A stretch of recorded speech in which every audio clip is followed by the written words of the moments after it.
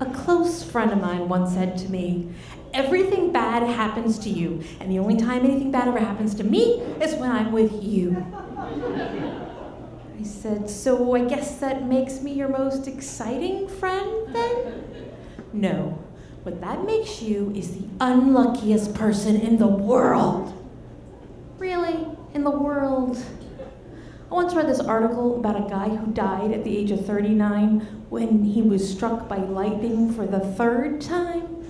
Come on, that guy's gotta be unluckier than I am. It was true that everything happened to me. In fact, I could list it alphabetically for you if you wanted.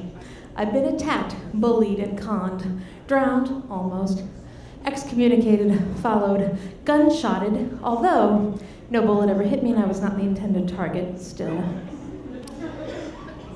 I've been held up, incarcerated, jacked.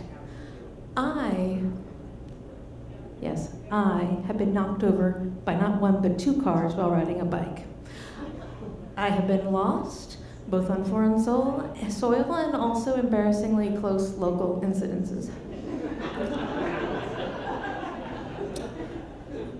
I have been mistaken for a Mayan fertility goddess. No, I'm not going to go through the entire alphabet, although obviously I could. The point's been made. You get it, right? Yes, a lot has happened to me, but is luck about how much stuff happens to you or how you come out of it? I'm going to let you be the judge. I'm going to give you 3 examples of things that have happened to me in my life and how I've gotten out of it, and you can tell for yourself, lucky or unlucky. So let's start when I'm 12. I get a phone call. Well, the house phone rings. It's never from me, but I answer it anyway. And the guy actually amazingly says, "Is this Stephanie Jammin?" "Yes." He says, "This is Donnie J from Q107. Congratulations, you're our big contest winner. That's right, you've won 1st place, a brand new 10-speed bicycle." I can't believe it. I have never won anything in my life, and it doesn't even occur to me to think that I hadn't entered a contest. I'm just so excited. I ask him, "What color is it?" And he says, "Purple, and that's my favorite color." He tells me, though, that I have to get to this townhouse, and again, I don't think to wonder that it's in a townhouse as opposed to a radio station, and I have to get there within the hour or he's gonna give my prize, my bicycle, to somebody else. Well, I'm not gonna let that happen, and I know he's in the Clusters 3, which is just 2 neighborhoods over from us in the Heights, and I have a friend who lives there, so I kind of know where it is, and he gives me the address, and I'm thinking, I can do this, I can make it there, maybe even in a half hour to just play it safe, and I'm just laced up my sneakers, and I am heading out the door when my mom grabs me up by the scruff of my neck. "Just where do you think you're going so fast?" "The bicycle that I won, and the radio station, but it's in a townhouse, and I have to go get it, and I have to get there within the hour." Okay, slow down. Just tell me again. That's why I do. I explain everything quite clearly, but I'm aware of the clock ticking. And then, oddly, she says, "You're not going anywhere. I'm calling the police." What? They can get their own free bicycle. This bicycle is mine. What? Well, it turns out the guy's name was not Donnie J. That was an alias because he was wanted in 4 states for molesting children. They arrested him, and I asked about the bike, but nobody ever had any. I didn't actually get a 10-speed bicycle until I was 16. So I don't know, I mean, unlucky that I was targeted by this stalker, creepy person, or lucky that my mom saved me. So you be the judge. Example number 2.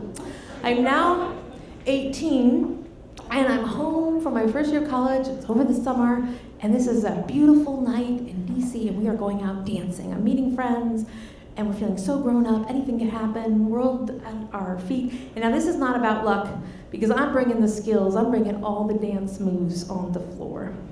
I'm feeling good. Good. Like, have the most rhythm for any white girl ever. And afterward, we stay until they close, and so it's like 2:10, and we're heading out to the parking lot. We're all in the same parking lot. We've all just met each other there. And so my friends head off. I'm like, "Oh, it's fine." I'm right at my car.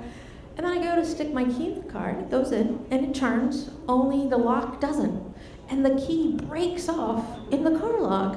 I've never before or since had this happen. I've never heard about anyone else having this happen. It seems rather unlucky because now, even if I could get into the car, I couldn't drive it because I have half a key in my hand. And so I have to do the only thing, this is before cell phones, so I have to walk actually a few blocks until I find a payphone. Does anyone else remember? Okay, a few. And I make, this is really unlucky to have to make this call because I've really done nothing wrong, but I have to make that call at almost 2:30 at night to my parents to beg one of them to drive an hour, to get up out of bed, to drive an hour to go save me with a spare key in Washington, D.C. And I make the call, and as a parent, I now know that's like the second worst call you can get after the call from jail. But my dad, who's here tonight, he's a trooper, he comes out, he saves me, but that is not the point of the story. Before he actually saves me, I have a little incident happen, which is I have to walk the 3 blocks back to my car, which seemed fine. It was safe on the way out there.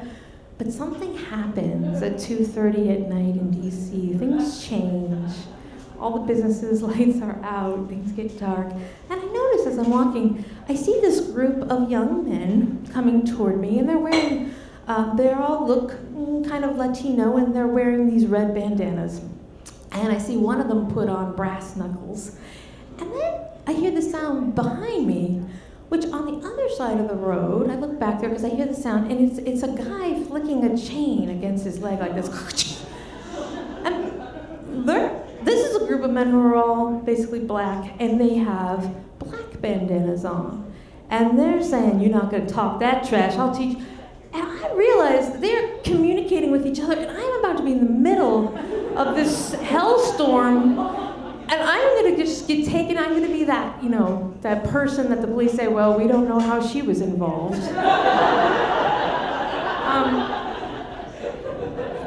And I'm starting to panic because I am too young to die, and then it hits me what to do. I just know instantly, because my mother had told me that everyone's afraid of crazy. Some of you know this. So I kind of hunch over, and I start doing this lispy kind of thing, and I go, "Gotta get some more cheese, gotta get some more cheese." And the first thing that happens is the group that's in front of me crosses the road. Then I hear the sound behind me, and I look, and they have turned around and are walking the other way. You can use that if you ever need to. I got rid of two gangs that way. So I survived that one too. Example number 3, it was really lucky actually, because after my sophomore year of school, my roommate saw this article that said 5,000 summer jobs open up in Cape Cod.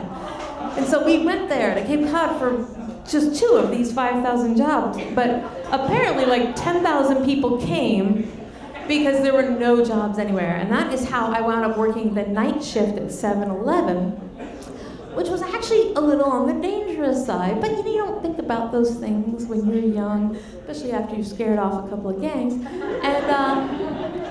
And it's about 4 o'clock, and that's a time where it's really dead. And so what you do is we had 2 women working this shift, me and my college roommate, the genius, and she was on the stocking job, which means she goes back in the freezer refrigerated area and she does all the stocking. And it makes you unable to hear anything. You're just back in this, cold area. And I have the job of cleaning up, all the chili and Slurpees and stuff, the counters, and doing all that side work. So I'm just about to step out to start when this guy comes in, and he comes in really at a fast clip. And I notice he's shaking, and he's like sweating, and he's a big guy, and then he pulls out a gun, and he says, "Don't move." And I'm thinking, you don't move, you're shaking with a gun in your hands. But I didn't say that, I just played it cool, and I said, "Yes, can I help you?" And he says, "I want all your money or I will shoot you dead." Again, I'm thinking, wow, I definitely run into potential death way too much in my life. But I say, okay, it's true what they say on the signs. You really don't have more than $30, but I'm happy to give it to you. So, and as I push the drawer open to give him the money, I also very cleverly push the little button that automatically calls the police. And they're only a few blocks away, so this guy is on limited time, even if he doesn't know it. And I hand him the money, and he's quite disgusted to see that it's so little money. So he comes around, he walks around to see that I'm not like holding a 50 in my pocket or something. And he says, what about that? And he points to this giant safe. And well, that's a safe. He's like, well, open that. I'm like, look, I don't have the key. Okay, the guy who owns this place, his name is Tony Morrow. It's rumored he's in the mob. He wears the key around his neck. I'm pretty sure he's sleeping right now, but I will give you his address if you would like to go get it from around his neck. Guy's not amused. He goes, well, you must have some way of getting money out. And I say, sure. And I push this button for the the pennies, and this roll of 50 pennies comes out, which I hand to him. He says, well, push that one, push the 20s. I'm like, oh, well, you gotta wait 10 minutes now before you can get another roll. And he is furious. He says, you did that on purpose. And again, he's holding the gun up on my head. And the thing is, it is a really weird feeling if you've never had a gun held against your head. But at the same time, I'm kind of like, well, these things happen to me all the time. What are the odds that I'm really gonna have something bad, truly bad, come of it this time?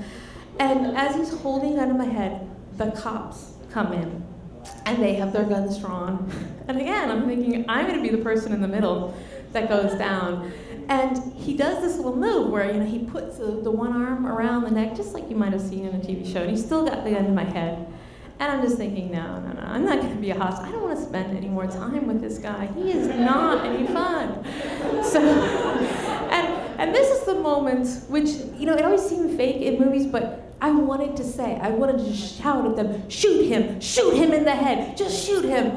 But I don't, because that does seem like a bad idea still, even though it's what you want to do. And so I just did this. I just did one elbow, and surprisingly did not make the bullet lodge into my head. His hands went up, and the cops moved in and grabbed him.